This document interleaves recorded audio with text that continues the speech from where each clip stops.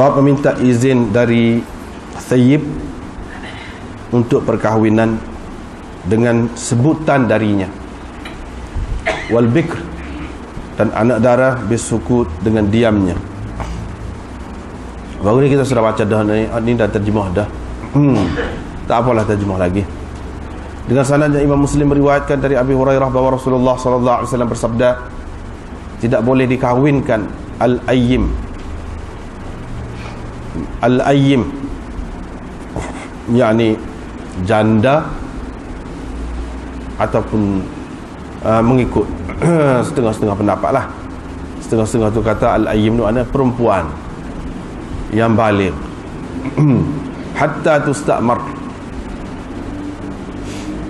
sehingga diminta perintah darinya, diminta izin kebenarannya, dan tidak boleh dikahwinkan al-bikr, anak dara, hatta tusta'dana, sehingga diminta izin darinya.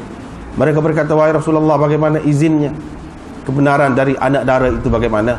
Baginda menjawab, antas kutah, iaitu dia diam. Diamnya itu adalah keizinannya. Satu lagi sanad ni banyak ni tahwilnya, tahwil sanad, tapi kandungan hadis tu lebih kuat tadi juga.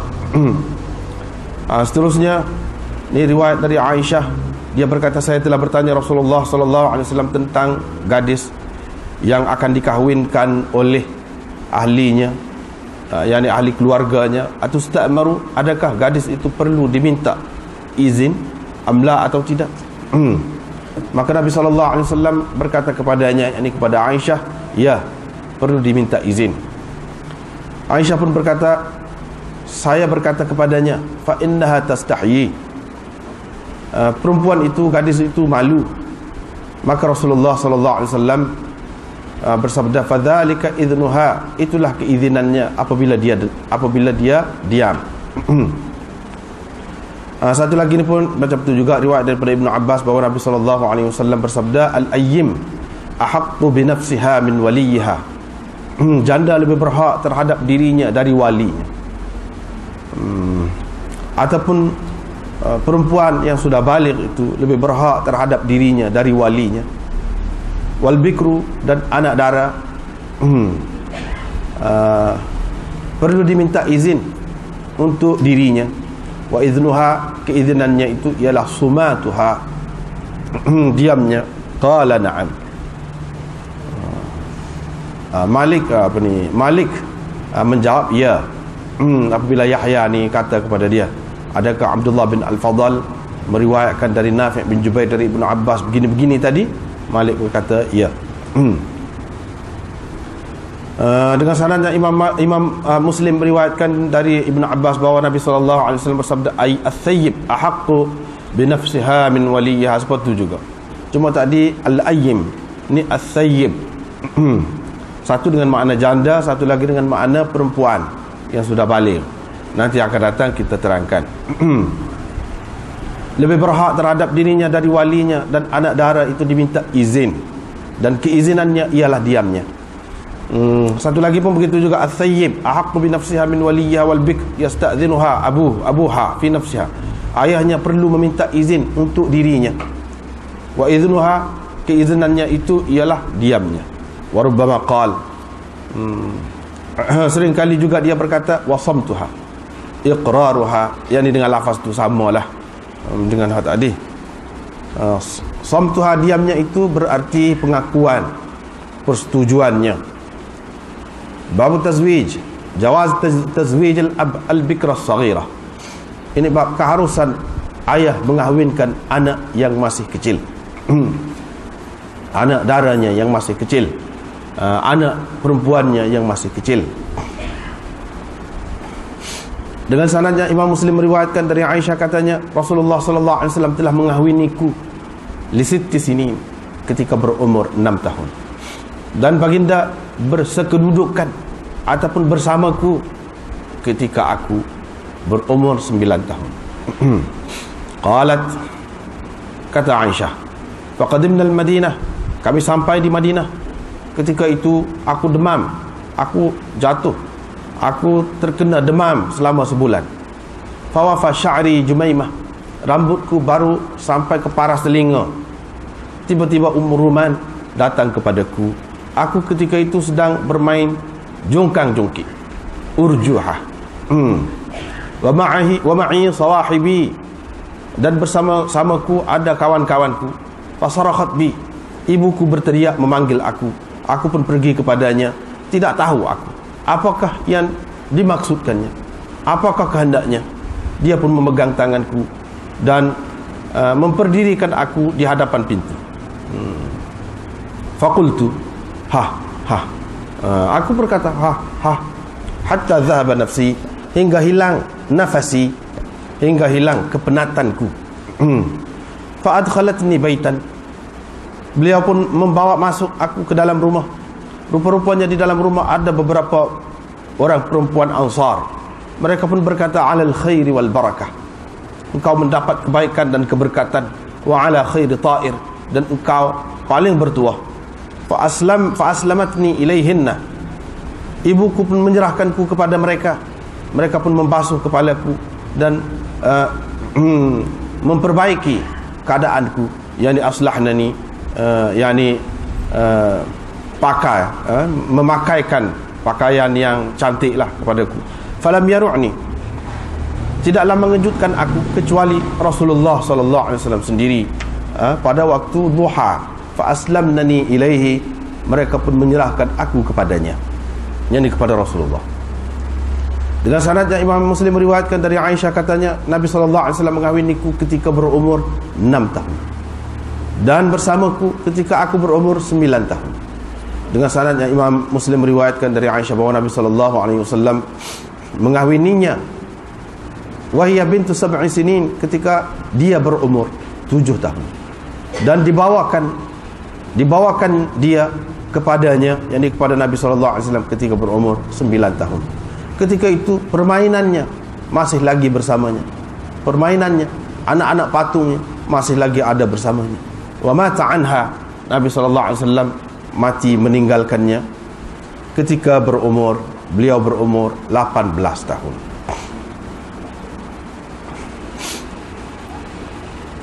Seterusnya seperti juga dari Aisyah, katanya tazawwajaha Rasulullah sallallahu alaihi wasallam telah mengahwininya ketika berumur 6 tahun lebih kurang tu.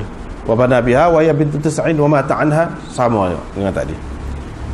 Seterusnya elok berkahwin dan mengahwinkan pada bulan Syawal, dan istihbab bersama suami ataupun isteri pada bulan itu.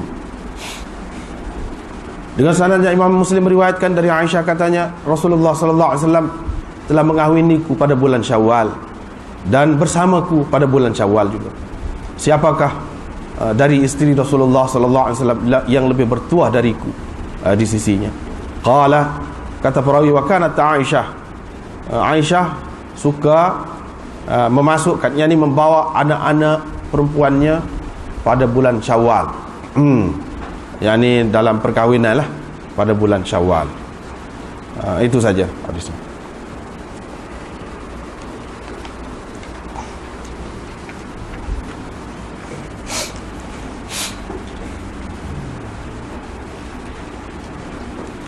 Jadi riwayat yang kita baca ni ada beberapa riwayat di mana Nawawi pun sebutlah.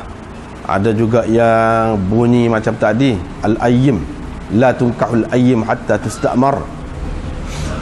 Dalam riwayat seterusnya yang kita baca tadi ada juga tersebut al-ayyim ahaqqu bi nafsiha min waliyiha wal bikr tusta'dhan fi nafsiha wa idnuha sumatuha, dan seumpama itulah. Atau al-thayyib ahaqqu bi nafsiha, itu yang disebutkan.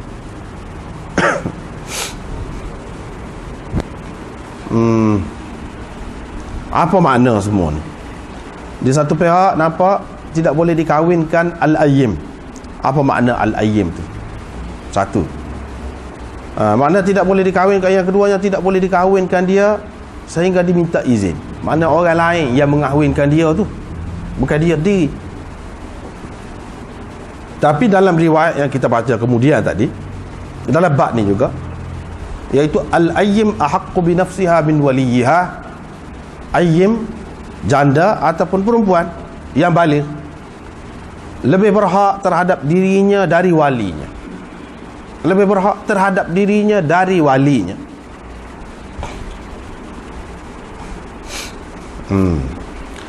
Maknanya kalau dia tak sah tak boleh nak kata apa. Kalau dia nak wali dia tak sah pun tak apa, boleh.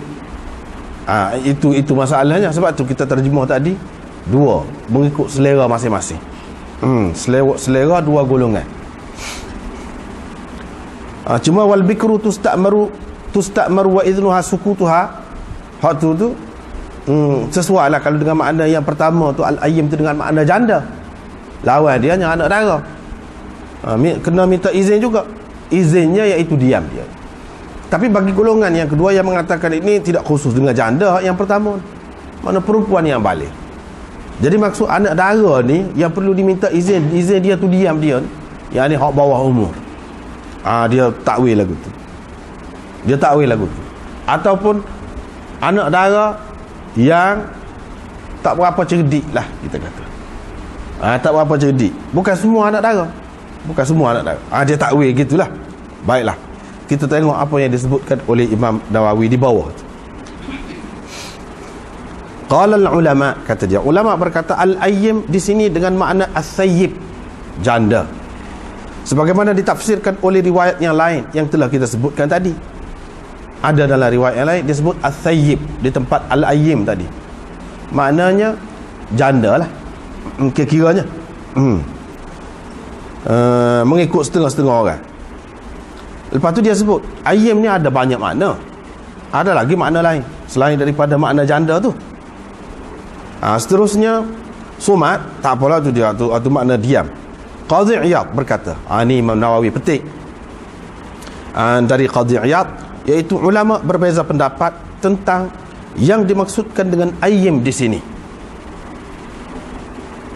Di samping sepakat ahli bahasa Arab mengatakan bahawa ayyim itu digunakan untuk perempuan yang tidak ada suaminya, yang tidak bersuami, sama ada kecil atau besar, masih dara atau janda, tak kira, asal tak ada suami, itu orang panggil ayyim lah dari segi bahasa.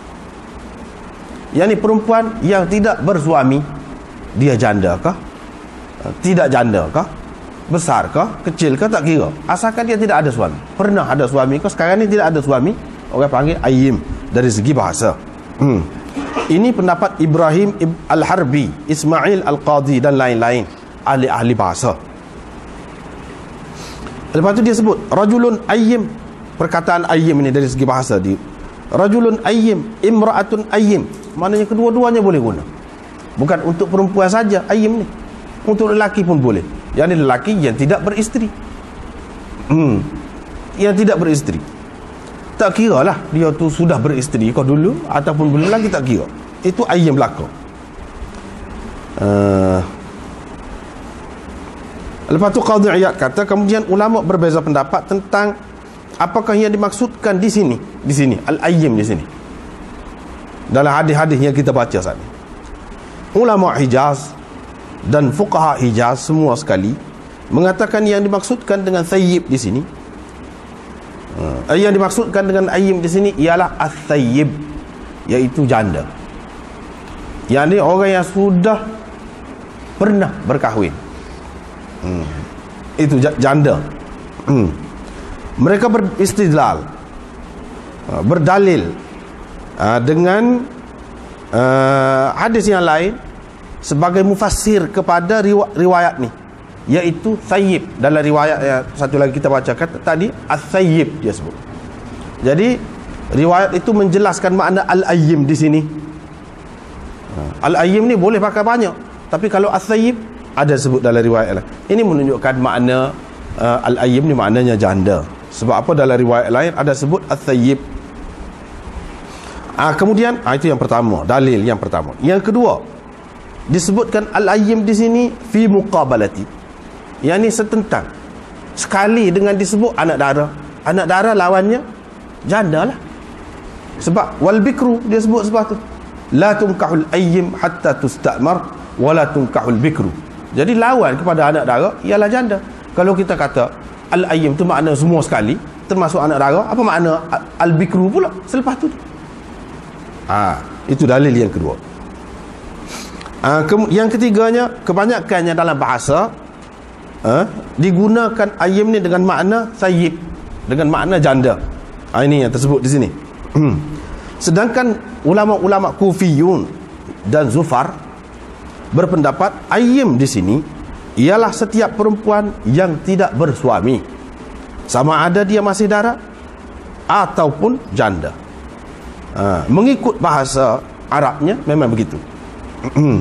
Mereka mengatakan setiap perempuan balagat yang telah baligh, maksud baligh di sini dan berakal lah, tidak gila, cerdik, tidak bodoh. Fahiya ahaqqu binafsiha min waliyiha, dia lebih berhak terhadap dirinya dari walinya. Perempuan ni sama ada dia janda atau tidak janda. Sebab ayyim di sini mereka pakai dengan makna setiap perempuan yang tidak bersuami, tak ada suami, tak kira. Ni wa aqduha ala nafsiha nikah sahihun. Mereka berpendapat perempuan ini yang sudah balik, yang berakal,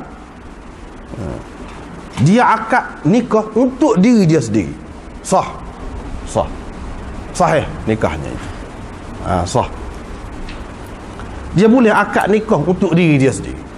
Sebab muta'ah kah? Baru ni kita sebutkan muta'ah tu akad nikah. Dah, muta'ah tu tak ada saksi. Kalau ni saksi kena ada tu. Cuma tok wali tak mesti kena ada. Tok wali tak mesti ada. Wabihi qala Sya'bi wa Zuhri. Ini juga pendapat Sya'bi dan Zuhri.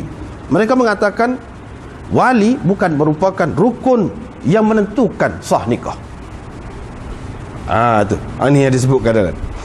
Bahkan wali itu termasuk penyempurna nikah. Bukan yang menentukan sah atau tidak sah, tetapi yang menyempurnakan nikah. Mana kalau menikah tanpa wali, sah tapi tak sempurna. Perkahwinan dengan wali adalah perkahwinan yang sempurna. Maknanya begitu. Auza'i, Abu Yusuf dan Muhammad ni anak murid Imam Abu Hanifah juga. Dia kata terhenti sah nikah itu atas kebenaran wali. Wali nak akad itu tidak perlu, tetapi kebenaran wali perlu, mesti. Itu pendapat dia pula. Qala al-Qadhi berkata, mereka berbeza pendapat juga tentang sabda Nabi SAW, ahaqqu min waliha, lebih berhak dari walinya, lebih berhak terhadap dirinya dari walinya. Tu apa makna? Adakah lebih berhak dengan izin sahaja, kebenaran sahaja, yakni lebih berhak dari segi kena minta izin dengan dia, dia lebih berhak dari segi izin, itu saja? Atau izin dan akad, lebih berhak tu dari segi izin dengan kebenaran dia baru boleh nikah, dan dengan akad dia untuk dirinya. Itu makna ahaqqu. Bukan ahaqqu tu makna dari segi berhak untuk memberi izin sahaja, untuk wali dia tu mendapat izin dia lebih berhak. Bukan sekadar tu, tetapi akad pun dia lebih berhak. Di sisi jumhur ulama, kata Imam Nawawi, al-idhni saja, izin saja lebih berhak tu dari segi keizinan. Yang ni kena tanya dia dulu, kalau dia izin, ya, dia lebih berhak terhadap keizinan itu. Tetapi di sisi mereka ini, hak dia sebut kemudian ni, semua sekali berhak tu, berhak dalam semua sekali, bukan dalam keizinan saja, tapi dalam semua.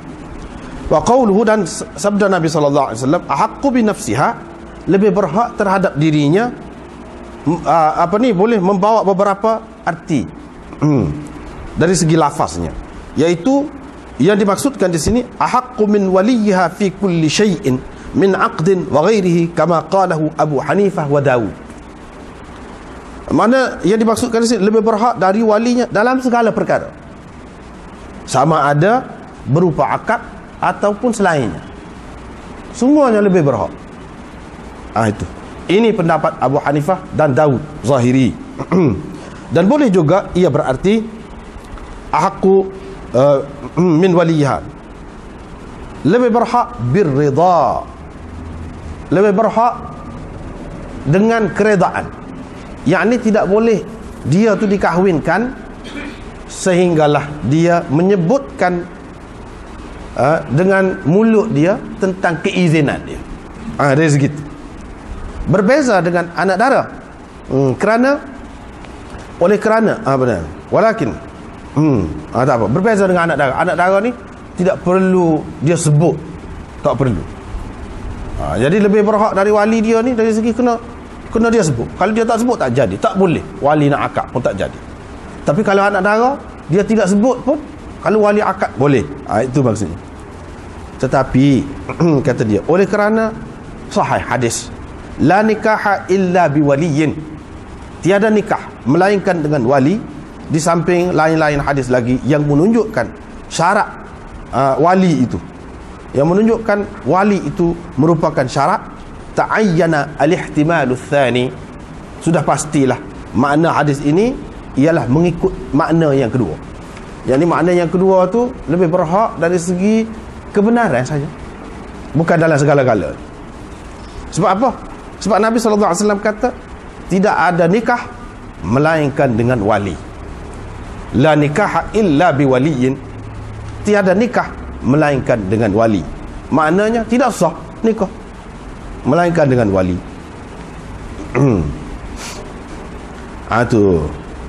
Seterusnya Imam Nawawi kata, ketahuilah bahawa lafaz ahaqqu di sini, ahaqqu lil musyarakah, memberi makna musyarakah. Ada makna musyarakah tu dalam dia. Ada makna perkongsian, lebih berhak. Bermakna wali dia tu pun berhak juga. Sama-sama ada hak, berkongsi hak. Tetapi dia lebih berhak. Seperti kita kata, dia lebih cantik dari hak seorang lagi. Hak seorang lagi tu pun cantik juga, cuma tidak lebih. Dari segi sama-sama berkongsi sifat cantik tu, ya, ada.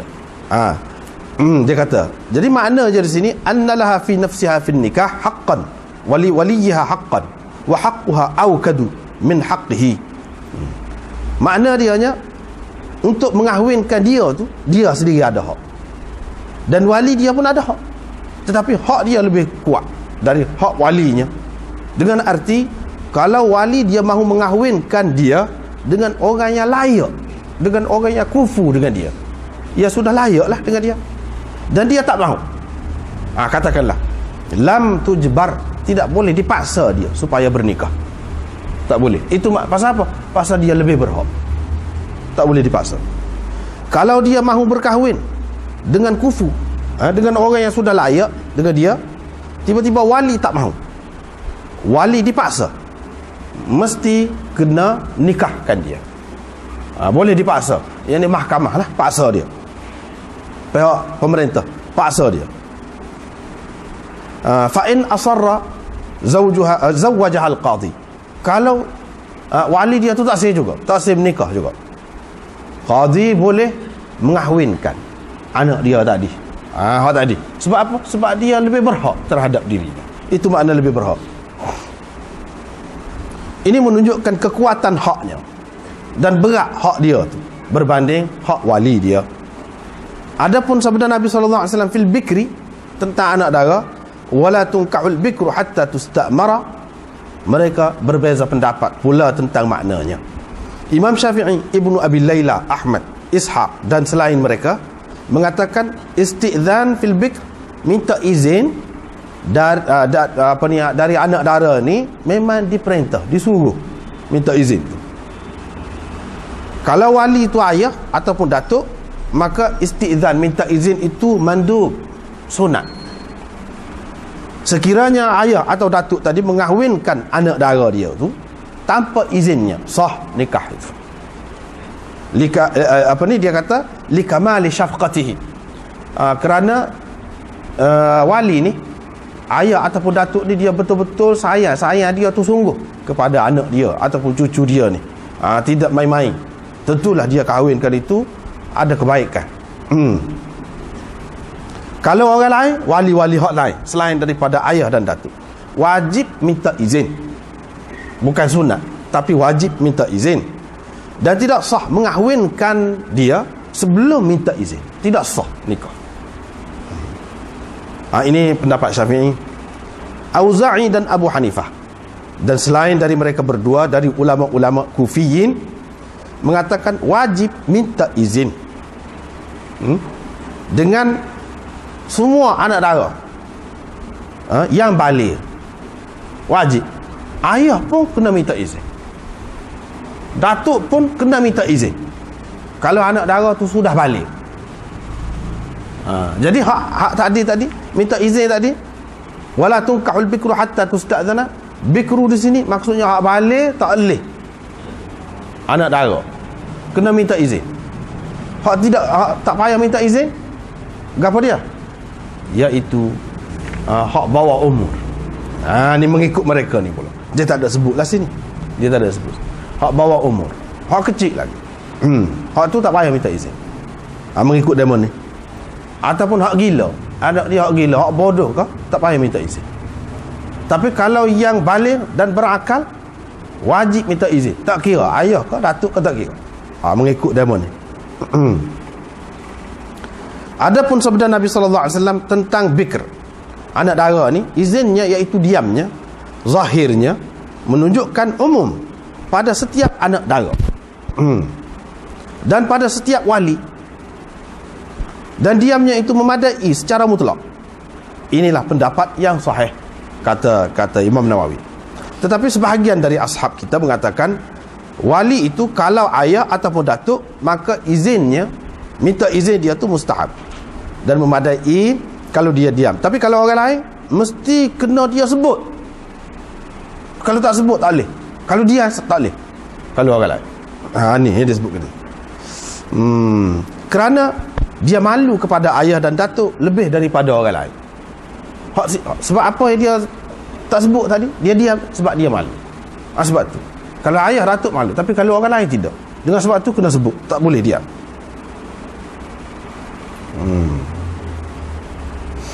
Tetapi Imam Nawawi kata hak betulnya, hak sahih di sini dalam istilah Imam Nawawi pakai ni semua pun dia istilah fiqh Syafi'i. Bukan makna sahih tu makna yang betul, hak lain tu tidak sahih, tidak betul, bukan makna lagu tu. Sahih ini dalam istilah fiqh Syafi'inya iaitu pendapat yang dikeluarkan oleh anak buah Imam Syafi'i. Anak buah Imam Syafi'i, bukan Syafi'i sendiri. Anak buah dia, ashab dia. Dan khilaf dia, yang ini pendapat sebalik bagi hak tu, tidak kuat.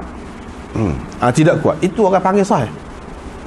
Kalau asah, bukan bermakna mengikut bahasa lebih sahih, tidak. Asah maknanya pendapat tu dikeluarkan oleh anak buah Imam Syafi'i juga, bukan Imam Syafi'i sendiri. Dikeluarkan oleh anak buah Imam Syafi'i.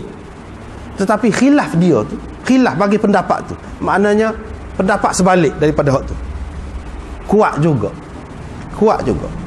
Jadi dari apa makna kuat? Dari segi dalil dia tu kuat juga. Itu makna asah. Ni sahih. Ada beza. Dan di sini bukan makna sahih ni makna betul, tidak.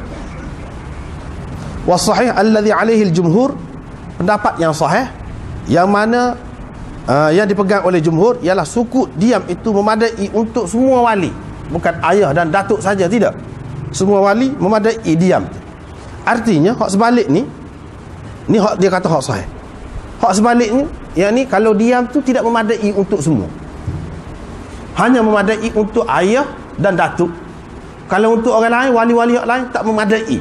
Itu makna khilaf sahih. Khilaf sahih ni maknanya yang tidak kuat, pendapat tu tidak kuat.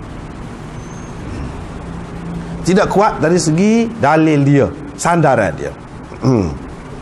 Yang ni mengikut mazhab Syafi'i lah, mengikut mazhab Syafi'i. Orang lain, lagu lain pula. Waktu tu. Sebab tu kadang-kadang kitab ni kita nak baca payah juga. Dia pakai istilah dia. Kalau kita tengok dalam kamus saja tak memadai. Was-sahih itu maknanya yang sahih. Maknanya hak sebalik tu tidak sahih, tak betul. Tak. betul juga, cuma pendapat dia tu, sandaran dia tidak kuat, dan itu pendapat orang-orang besar juga. Dia tidak memadai dengan bahasa sahaja. Dan benda-benda ni kita boleh tengok dalam kitab misalnya Minhajut Talibin. Istilah yang Imam Nawawi pakai dalam kitab Minhajut Talibin, kitab fiqh dia, di permulaan dia tu dia sebut, kalau saya kata lagu ni maksudnya apa? Kalau saya kata azhar, apa makna? Kalau saya kata masyhur, apa makna? Kalau saya kata gini, apa makna? Dia sebut belakang. Dia itu istilah dia tu, kita kena tengok situ.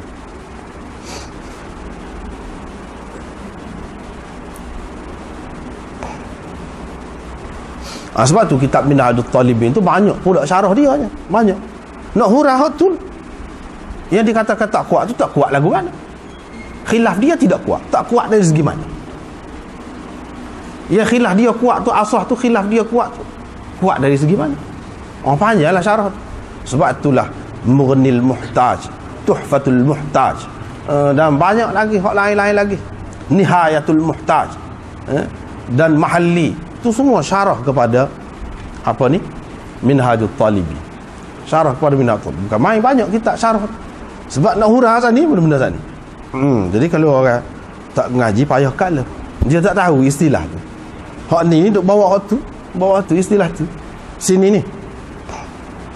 Bukan berarti yang ini saja yang betul, hak lain tak betul.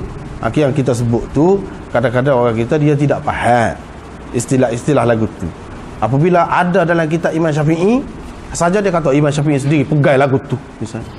Padahal Imam Syafi'i nukilkan dia royak tu dengan sirah lagu mana. Ya kita kena faham dia royak tu lagu mana.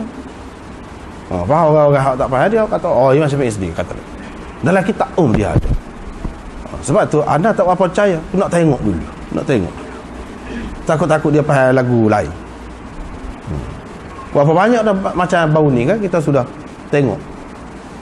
Tu kitab baru. Kitab lama lagi rumit lagi.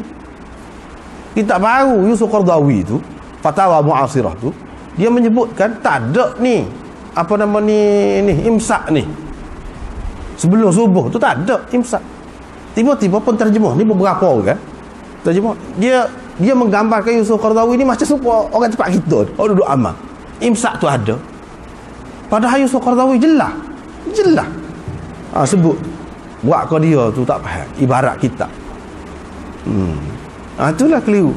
Tu kitab baru, bahasanya tidak rumit. Kitab baru ni di antara ciri dia mudah nak suruh orang faham. Tak payah belik-belik seperti kitab lama, tak perlu syarah. Lagu tu pun boleh keliru, padahal jelas.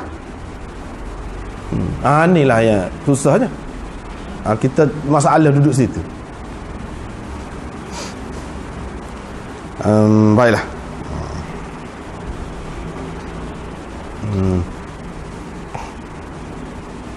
Seterusnya tidak nak baca semua, tengok sebelah ni sikit lagi. Ulama berbeza pendapat pula tentang syarat wali dalam sah nikah ni. Adakah syarat kena ada wali untuk sah nikah atau tidak?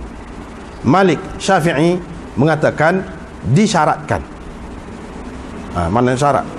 Tidak sah nikah melainkan dengan ada wali. Kalau tak ada wali, pergi menikah sendiri tak sah. Abu Hanifah kata tidak syarat. Fi thayyib wala fil bikril balighah. Tidak syarat juga wali ni untuk janda dan juga anak dara yang sudah baligh dan cerdik. Tidak syarat. Bahkan dia boleh mengahwinkan dirinya tanpa izin walinya. Abu Thawr berkata, ini pendapat orang lain pula. Abu Thawr berkata harus dia mengahwinkan dirinya dengan izin wali. Tapi kena ada izin. Keizinan wali tu kena ada. Dia mengahwinkan diri dia sendiri boleh. Saya kahwinkan diri saya dengan awak, dengan mas kahwin sekian-sekian banyak. Ni saksi berapa orang, saya terima, kata lelaki boleh lagu. Dia sendiri akad nikah boleh. Tapi Abu Thawr kata kena dengan izin. Tak boleh tanpa izin wali. Daud berkata, Daud Zahiri pula, syarat wali untuk mengahwinkan anak dara, bukan janda. Syarat ni kalau nak mengahwinkan anak dara memang syarat. Bagi sah nikah kena kena ada wali. Tetapi kalau janda tak apa, tak ada wali pun tak apa. Dia kata. Malik dan Syafi'i berhujah dengan hadis yang masyhur, la nikaha illa biwaliyin. Ini menghendaki nafi sihah, mana tak sah lah. La nikah, tiada nikah. Mana bila tak ada, mana tak jadilah. Tak ada nikah. Tak ada nikah ni mana tak ada, tak jadi. Itu mana tak ada. Nafi sihah. Tapi Daud berhujah dengan hadis yang tersebut dalam Muslim ni dengan terang tentang beza, ada beza di antara bikr, anak dara, dan janda. Itu ada beza. Dan sayyib ahaqqu bi nafsiha. Itu dalam hadis. Sayyib, janda lebih berhak terhadap dirinya.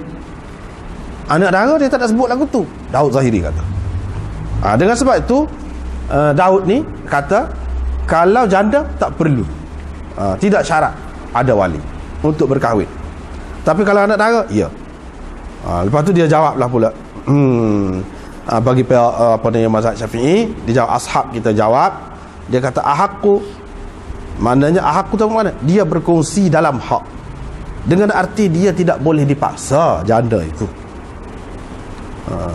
Wahia aidan ahakku fi ta'yiniz zawj, dan bermakna dia juga berhak dalam menentukan suami itu. Sekadar tu dia berhak dalam menentukan suami, nak pilih suami nak gapo, sekadar tu.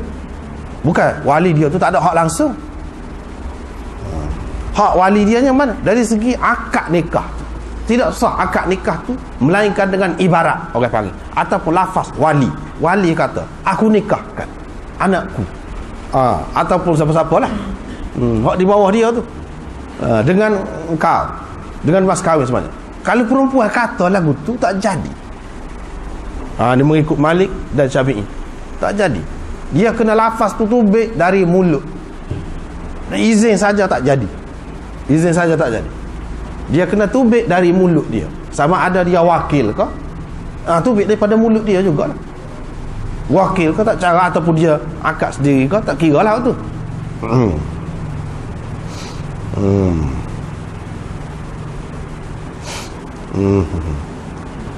Abu Hanifah dia berhujah dengan qiyas. Ni akad ni, akad ni jenis jual beli juga ni, kata dia. Kalau jual beli, adakah perlu kepada orang lain, perlu kepada wali? Dia nak jual apa-apa, dia nak beli apa-apa, orang perempuan ni perlu? Tak ada. Supa juga. Dia kata dah demoga dia pakai al-ayyim tadi, supa juga as-sayyib. As-sayyib tu tidak mesti makna janda, kata dia. Tak mesti. Dari segi bahasanya, maknanya orang perempuan lebih berhak terhadap dirinya. Mana berhak? Terhadap dirinya. Kalau hak lain dia berhak menguruskan sendiri, jual barang sendiri, beli barang sendiri, diri dia lebih berhak lagi daripada hak lain lah. Dia buat pergi kot tu. Takkan diri dia orang lain pula nak menentukan masa depan dia sendiri. Dia buat pergi kot tu. Kalau benda lain pun dia berhak, tak ada siapa dia bantah tu, dia boleh bertasarruf, dia boleh menguruskan sendiri, jual beli ke apa-apa akad yang lain. Bapa hak ni tak boleh. Sedangkan Nabi SAW kata dah, dia lebih berhak terhadap dirinya, lebih berhak berbanding dengan hak benda-benda lain, akad-akad lain. Hak ni dia lebih lagi berhak. Dia buat gitu tu. Dia kata boleh, bebas dia, tanpa wali pun boleh. Dan dia pakai hadis-hadis yang mensyaratkan wali ni, la nikah illa bi waliyin. Hadis-hadis umpama ini ni kepada hamba ni, kepada hamba ni. Mana hamba, saya perempuan lah, dia tak boleh menikah kecuali dengan wali dia. Wali dia tu maksud tuan dia, itu maksud wali. Ataupun anak bawah umur, bukan hak balik, bukan hak balik. Sebab ayyim tu maknanya perempuan yang belum berkahwin, perempuan yang belum berkahwin. Lepas tu dia ni balik pula, dia balik pula. Tu dia. Dan dia khususkan umum hadis ini dengan qiyas tadi. Jadi dia kata mengikut ramai ahli usulnya boleh takhsiskan umum hadis dengan qiyas boleh, dibolehkan. Sebab itulah Imam Abu Hanifah pun pakai hak tu. Abu Thawr pula berhujah dengan hadis masyhur, iaitu ayyuma imra'atin nakahat bighairi idzni waliha fanikahuha batilun. Mana-mana perempuan yang berkahwin tanpa keizinan walinya, nikahnya tak jadi. Nikahnya tak terjadi, batil. Nikahnya sia-sia. Dia kata dalam hadis ni tanpa izin. Bukan wali kena akad. Dia pegang kot. Sebab itu dia kata nak kena ada izin. Kalau tak ada izin tak boleh.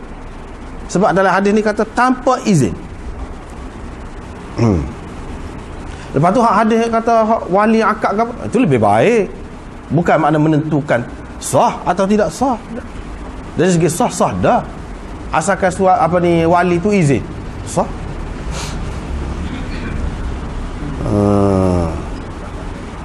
Kerana wali tu hanya dimaksudkan wali tu untuk memilih hak layak, hak sesuai dengan anak buah dia, dengan anak dia ke siapakah, kita kata adik dia ke, nak cari orang yang layak. Sebab apa? Takut-takut nanti aib di kemudian hari.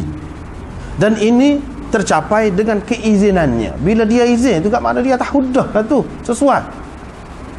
Serupa dengan dia akad juga. Dia buat gitu.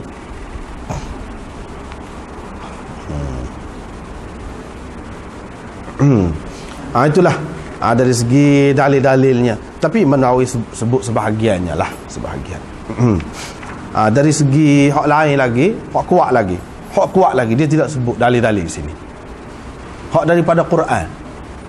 Dia bukan berhenti sekat hadis saja ni, bahas ni pada Quran. Pergi pada Quran. Pergi kepada Quran, hak kata tidak sah nikah ni melainkan kena ada wali. Dia kata dalam Quran sebut banyak tempat dinisbahkan nikah itu kepada wali, dikaitkan dengan wali, bukan dengan perempuan. Iaitu dalam ayat-ayat misalnya wa ankihul ayama minkum, wa ankihul ayama minkum was-salihin min ibadikum wa imaikum, dan seterusnya ayat. Jadi kalau kita pakai ayama tadi jamak kepada ayyim tadilah, tak kira lah kita pakai dengan makna lagu mana tadi kan. Ayyim tu ada dengan makna janda, ada dengan makna tidak janda. Asal perempuan tidak ada suami, itu ayyim lah. Tak kira lah, semuanya Tuhan kata angkihu, kamu kahwinkan. Dan dia tujukan kamu tu kepada lelaki, orang-orang lelaki, yang menunjukkan kepada wali. Artinya hak menikahkan orang perempuan itu berada di tangan wali. Berada di tangan wali, bukan di tangan perempuan. Itu satu. Di antaranya ayat-ayat Quran yang lain lagi, iaitu disebutkan apabila seseorang tu cerah setelah dia tentukan mas kahwin, tetapi dia tak ada tidur sekali dengan bini dia tu. Tak ada tidur sekali dengan bini dia tu. Maka Tuhan kata lagu mana? Fanisfu ma faradtum.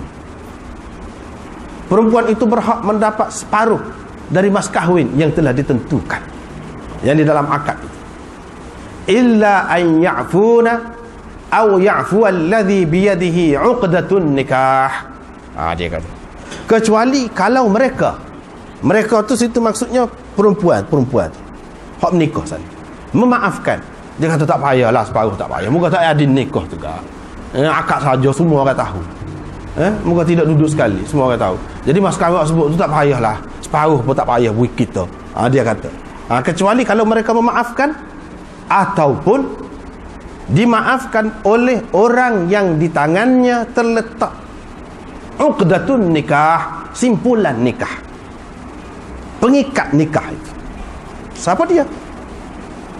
Dimaafkan oleh orang-orang yang di tangannya terletak pengikat nikah. Jawabnya wali. Sebab kalau perempuan itu sendiri sudah sebut dah tadi, kecuali kalau mereka memaafkan atau ada salah lagi, atau hak ni tidak perempuan tadi dah. Apa makna ataunya?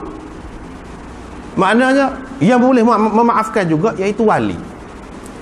Hak ni biadihi di tangannya. Nya tu, hi tu muzakkar, bukan muannas, bukan perempuan. Jadi pengikat nikah tu duduk di tangan dia. Bila Tuhan kata duduk di tangan dia, makna dia lah yang berkuasa, dia lah yang menentukan sah atau tidak sahnya nikah. Dia bagi ikut. Dia kata itu dalil. Dia mau kata kita ada juga ayat Quran. Lagu itulah. Kita pun ada juga ayat Quran. Dia pun baca. Baca ayat tu kan panjanglah pulaknya. Jadi banyak ayat-ayat yang menyebutkan juga dinisbahkan. Kalau nak kira nisbah tadi, kamu kata nisbah kepada wali, maka ini menunjukkan wali itu syarat bagi sah nikah. Berapa banyak dalam ayat Quran juga yang menyebutkan nisbah tu kepada perempuan itu sendiri. Apa misalnya? Fa in talaqaha fala tahillu lahu min ba'du hatta tankiha zaujan ghairah. Bukan tungkaha tetapi tankiha. Apabila atau kalau seseorang suami itu cerai pula, mana pada kali yang ketiga isteri dia tu tidak halal dah isterinya tu kepadanya kecuali kalau perempuan itu berkahwin. Hatta tankiha, sehingga perempuan itu menikah. Siapa dia menikah? Dia sendiri dia sebut. Tankiha tu perempuan tu menikah. Allah SWT tidak kaitkan menikah dia tu dengan orang lain. Dia sendiri. Dia kata ini menunjukkan dia sendiri yang menentukan. Bukan berkait dengan ayah dia. Bukan berkait dengan wali ke apa, tidak. Begitu juga banyak lagi dalam ayat-ayat yang lain disebutkan yankihna azwajahunna dan seumpamanya. Semuanya ini isnad, ini kita panggil isnad ataupun nisbah. Perbuatan itu dinisbahkan ataupun dikaitkan dengan perempuan itu sendiri, bukan dengan wali dia ke apa. Bukan dengan wali. Lepas tu kalau ayat tadi lagu mana? Wa ankihul ayama minkum. Hak tu dia nak cerita hak terlebih baik, kita terima. Sebab mengikut adat dan uruf, kebiasaannya diuruskan oleh orang lelaki. Takkanlah hak perempuan tu sendiri nak urus dia, diri dia. Mengikut kebiasaan. Tapi dia bukan syarat. Mengikut kebiasaan, hak yang terlebih baik, terlebih sopan, terlebih beradab jika wali itu masuk campur. Itu yang disebutkan oleh Allah SWT. Kalau nak kira apa yang disebutkan di situ, banyak lagi. Apa kau syarat, kata dia. Wassalihina min ibadikum wa imaikum. Dan yang baik dari kalangan hamba-hamba kamu dan hamba-hamba perempuan kamu. Maknanya suruh nikah tu syarat kena baik kah? Kalau hak tak baik tak boleh nikah. Gitu. Kamu pun tidak kata syarat. Kena hak baik baru boleh kita nikahkan. Kalau dia tak jujur, kita tak boleh nikah. Tak sah nikah dia. Siapa dia kata lagu? Dia kata. Jadi kalau kita kata hak baik-baik, terutamanya hak baik-baik, jujur dah, layak dah, bolehlah nikah. Tapi bukan bermakna kalau hak tidak baik, tidak layak lagi, tak ada pitih lagi, tak ada cukup persediaan lagi, mana tak sah nikah dia. Tidak bermakna begitu. Supaya juga di sini kata wali, suruh wali nikah pun itu menunjukkan yang terlebih baik. Bukan berarti terhenti perkahwinan itu di atas adanya wali. Dia mau ikut tu. Lepas tu biadihi uqdatun nikah tadi dijawab lagu tu juga. Biadihi uqdatun nikah tu bagi. Kalau hak sudah balik, sudah hak gitu gini, dia sendiri.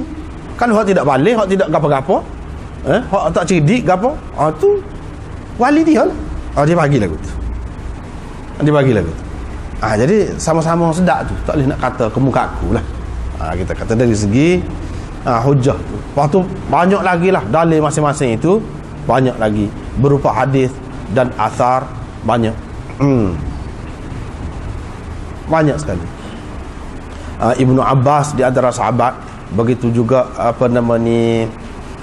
Aisyah di antara yang berpendapat tak apa, tak ada wali pun sah nikah itu. Cuma ada wali lebih sempurna, lebih baik. Lepas tu ni hadis, dia kata hadis masyhur ini, setengah ulama kata hadis ini dhaif walaupun masyhur kerana dia munqati, dan hadis ini mursal, ada yang mengatakan mursal. Hafiz Ibn Hajar kata kalau kita nak buat hujah dengan hak ni tak terai lagi. Hafiz Ibn Hajar tu orang Syafi'i, tak terai lagi, kata la nikah illa biwaliyin, tidak terai lagi dengan arti tidak sah nikah langsung, melainkan kena ada wali. Tak terai. Dia kata sebab apa? Sebab di sini tidak semesti makna tidak sah nikah.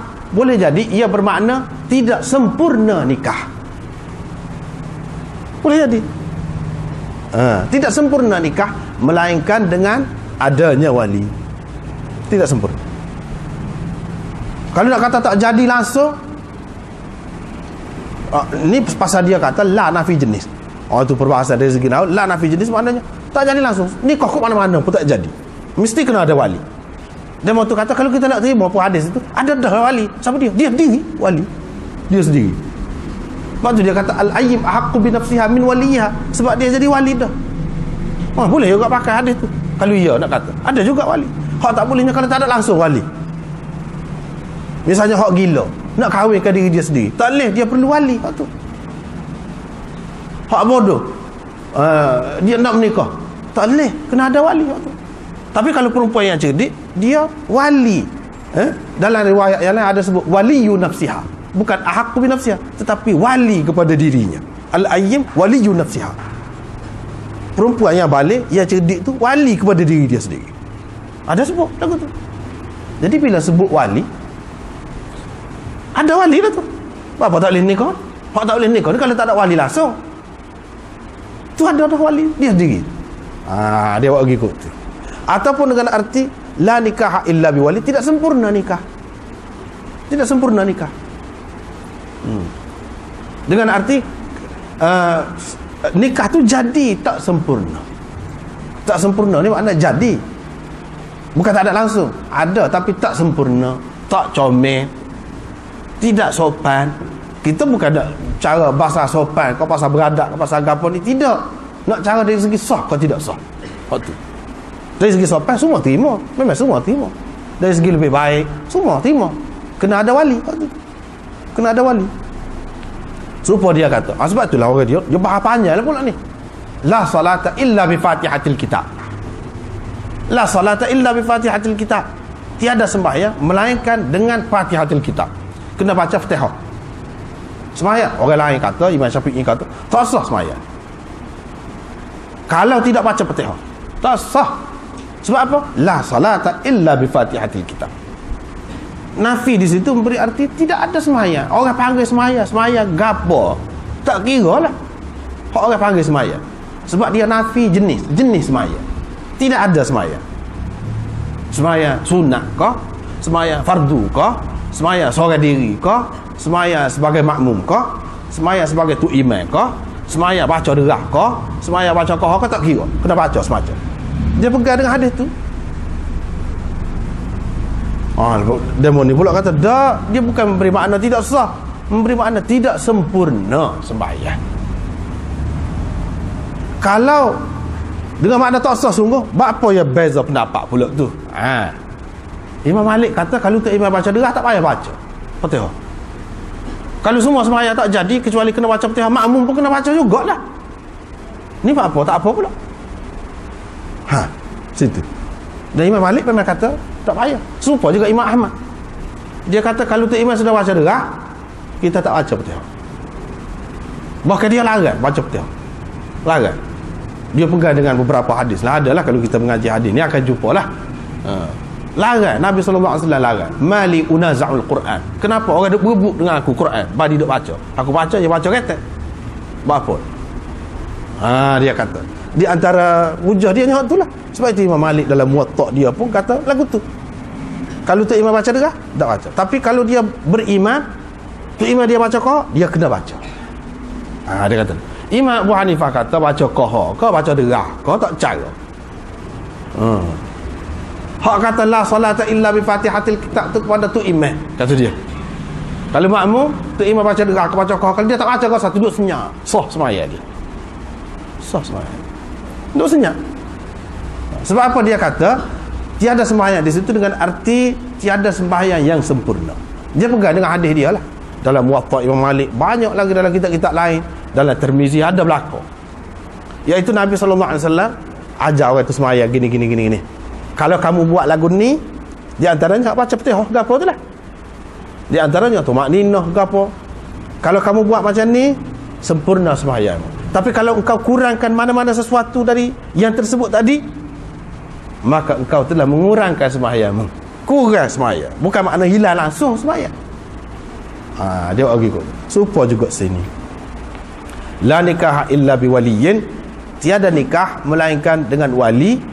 Yang ni tiada nikah yang sempurna. Memanglah dalam kenyataan kita tengok. Dengan sebab itu kita ambil jalan tengah lah. Kita ambil jalan tengah sebaik-baiknya. Kita perhati, memang kalau kata orang perempuan dia cerdik dah pun, balik dah pun, mengaji tinggi dah pun, kadang-kadang dia terikut-ikut dengan perasaan. Kalau tidak dengar pendapat orang-orang lain, pendapat orang-orang tua, orang-orang yang lebih berpengalaman, kadang-kadang dia terpengaruh. Oleh kerana dia nak sangat, dia gila sangat kepada seseorang itu, boleh jadi dia bertindak sesuatu yang mungkin akan merugikan dia pada masa akan datang. Dan boleh jadi dia tahu sikit saja tentang lelaki itu. Kalau dia cerita tentang lelaki itu kepada ibu bapa dia, oh, ibu bapa dia kata setu kita lah tu. Sudah, setu kita. Takkan ibu bapa nak ayak belakang kan anak dia. Banyak kan orang tak ayak, orang cerita dia balah dengan orang tu, dengan orang ni jenis kedekut, orang ni jenis macam-macam lah sifat-sifat orang. Dia tak ayak kepada anak-anak dia. Kecuali apabila timbul besar dah, barulah ayak. Kalau tidak dia tak ayak. Lebih sebab itu kata lebih baik cerita kepada ibu bapa. Kadang-kadang menyebabkan ini hak tak molek. Apakah agama nak lagu tu? Kalau kita fikir, agama tidak nak lagu tu. Dia nak harmoni, bahagia rumah tangga tu, sepakat, sekata, mesra, pergi mari, ibu bapa suka, senang hati, anak balik dapat cucu ke apa. Ni 10 tahun tak boleh kelik lagi. Sebab apa? Kerana tindakan tadi. Betul lah kita bahas dari segi pekoh, ya, bahas dari segi pekoh, tapi dari segi kenyataan hak mana lebih baik. Tetapi dari sudut yang lain pula kita mengambil kira hak ni dia banyak memberi hak kepada perempuan. Sepatutnya kena lagu. Setengah-setengah orang yang terlalu kuat sangat pegang dengan Syafi'i ini, dia pakai dia wali mujbir saja. Jadi dia wali mujbir, ikut dia lah. Nak kahwinkan anak dia, tak payah tanya. Muka sah kan tadi? Sunat saja. Kalau nak tanya, minta izin dengan dia, sunat. Jadi sampai anak ni merana. Anak nak ke orang lain, tak tanya. Tu pun tak patut juga lagu tu. Jadi kita kena pakai Imam Abu Hanifah kata mesti kena tanya, wajib kena tanya, tak kira walaupun dia tu ayah, orang panggil wali mujbir sekalipun, dia kena tanya anak dia, dan keputusannya berada di tangan anak dia. Tapi kena bincang, hak itulah yang paling baik. Kalau boleh mazhab ni kita pakai belakang, tengok mana hak molek, pakai hak tu yang terlebih baik sebenarnya. Ada sini hak lebih dia sini, kita ambil hak tu. Hak lebih sini ada juga. Kalau tak pakai wali ni, banyak kucak kacir, banyak lah dalam masyarakat. Pasal apa? Budak-budak walaupun kata dia ni cerdik, mengaji pun, dia ikut perasaan banyak. Dia tak banyak tak tahu. Kadang-kadang tindakan dia tu menyebabkan menderita sepanjang hayat. Itu benda yang tak tahu. Dia tahu tentang orang tu ya, hak dia kenal. Dia tidak tahu ada keturunan tu, keturunan bakal lagu mana-mana. Gila kau gapo kau, yang perlu kena tahu benda-benda tu. Nak juga tu soal lain, hak tu kemudian, tapi kena tahu dulu. Orang tua biasanya dia tahu cara dia selidik lain. Sebab bukan dia yang nak, bukan dia yang gila, anak dia yang gila. Dia boleh siasat dengan waras. Dia boleh pertimbangkan dengan bijaksana. Tidak mengikut perasaan, emosi, tidak. Tapi anak-anak bahaya. Dengan sebab tu molek kita pakai belakang mana ada ni, pakai. Jadi anda tidak setujulah cara setengah-setengah orang kita terlalu kuat sangat dengan Syafi'i ni. Dia sampai pakai lagu tadi, sewenang-wenang kahwin kan. Ni sebab perkara. Ni masalah hak besar dah. Pakai hak kecil. Tu akan datang, bab akan datang kita akan jumpa mengahwinkan anak bawah umur ni lagu mana. Hak tu panjang cerita pula. Mengahwinkan anak di bawah umur. Hak ni kata tak payah tanya dah. Imam Abu Hanifah pun kata tak payah tanya hak tu. Jadi kalau hak besar kena tanya, hak kecil tak tanya. Tidakkah timbul masalah akan datang? Apabila dia balik, apabila dia cerdik, dia pun mikir atas dasar semata-mata kerana kira ayah dia, tok dia, takkanlah dia nak tak molek untuk anak cucu dia. Atas dasar tu. Apabila sebab apa? Mereka terima. Kalau hak bawah umur ni tanpa izin pun tak apa. Kalau izin pun dia ketiga apa? Sebab tu dia kata tak payah izin selalu.